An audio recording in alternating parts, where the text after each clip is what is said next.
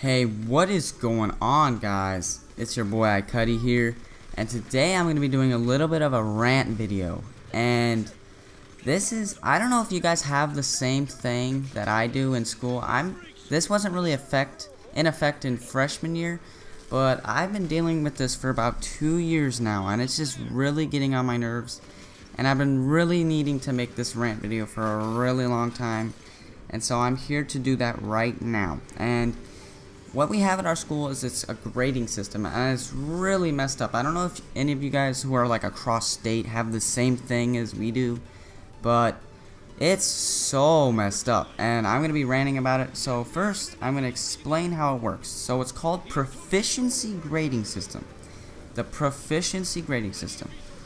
And this is how it works. So you only have 4 grades. There's a 4, which is an A, a 3, 2, 1, 3 being a B, C being a C, C being a 3, and 1 being a D. And there's no failure. The only way to fail is if you don't do any of the work whatsoever. You can't take any of the tests. You can't fail the class. It's literally so hard to fail the class unless you don't show up, like, ever. That's the only way you can fail the class. And if you guys are slackers, you're probably like, yeah, that's awesome.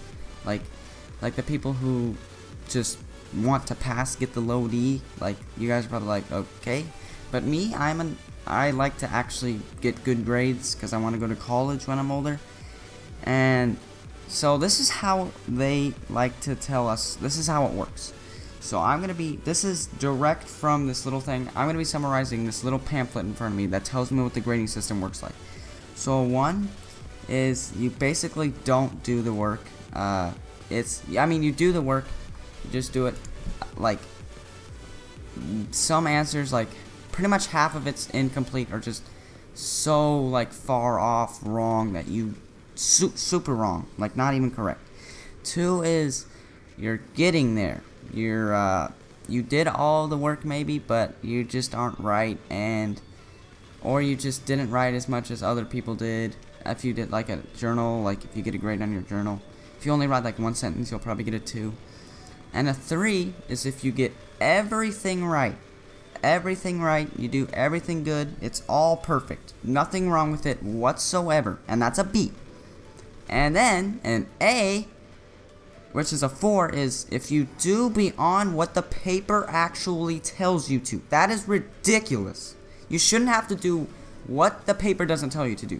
You shouldn't have to think, oh, let's see how I get an A. No, you should. If you get everything right, you should get an A. That is ridiculous.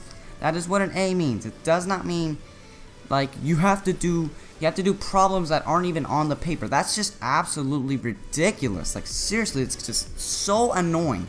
It's ridiculous. Like if you think about it, like in percentage wise, like 95%, like if you get everything right, that's 100%. That's totally an A. And if you don't get everything right, like that's like maybe an A if you get like a 90% or above.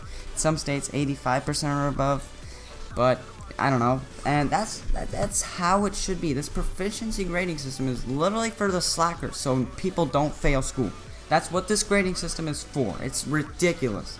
It's built for the slackers, and they don't want people failing out of school. That's literally what this grading system is built for, because you can't fail. It's literally so hard to fail unless you don't care.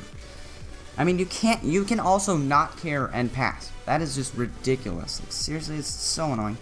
And a couple instances of this are my friend Carl. He sits behind me in biology, and my biology teacher takes this grading system to like the worst possible way it could be used, like the way that it's supposed to be used, and that's exactly how it shouldn't be used. Like, he has a partner, and they did the exact same work because they were partners. They were working together, not copying. They were working together, and they had like the exact same stuff. And Carl got a 2. I don't know. One of them got a 2 or a 3. Pretty sure Carl did, because he was the one who was complaining about it. And I don't blame him for complaining about it. I completely understand.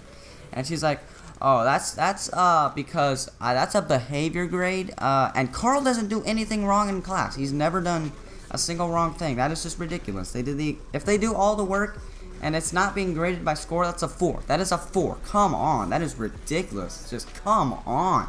Like, why do they have to do all this extra bullshit that you shouldn't have to do? That's just ridiculous. I mean, come on. Like, seriously. And in 9th grade, when we had regular grading system, I did everything in the packet, and I got a 4. Not a 4, I got an A.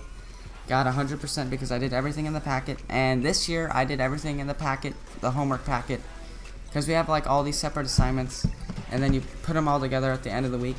At the end of the 2 weeks, because I have classes every other day, and they grade how much you do. And I did everything, and I usually always did everything in 9th grade, and I got 100% on it every time. And on this, I got a 3 for doing 100%. That's ridiculous. What do I have to do to get a 4? You shouldn't have to.